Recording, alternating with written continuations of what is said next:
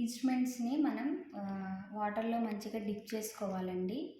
మనకి ఎన్ని ఇన్స్ట్రుమెంట్స్ ఉన్నాయో దాన్ని పట్టేసి ఎన్ని లీటర్లో అన్ని లీటర్ పోసుకొని వాటి ప్రకారమే మనం ఈ సొల్యూషన్ కలుపుకోవాలి. చెప్పాను కదండి ఆల్రెడీ 1 లీటర్కి వచ్చేసి 10 ml. మీకు ఎక్కువగా రస్ట్ ఉంది, ఇంకా ఎక్కువ సొల్యూషన్ మనం పోసుకోవాలంటే ప్రతి లీటర్కి ఒక 5 ml యాడ్ చేసుకోండి. ఇంకా నీట్గా వస్తుంది, రస్ట్ అనేది తొందరగా క్లీన్ అవుతుంది. మనకి ఈ ఇన్స్ట్రుమెంట్స్ ఏవి వేసుకోవాలని చాలామందికి డౌట్స్ ఉంటాయి.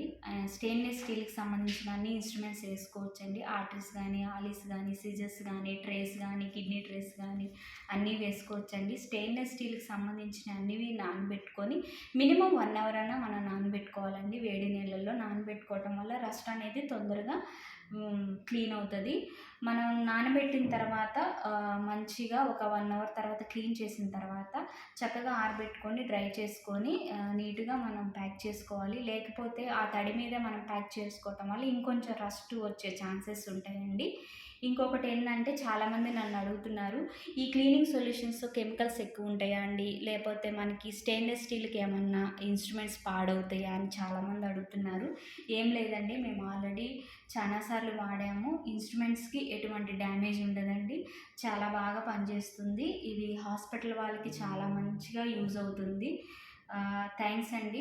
ఇంకేమన్నా డౌట్స్ ఉంటే నాకు కామెంట్ బాక్స్లో పెట్టండి.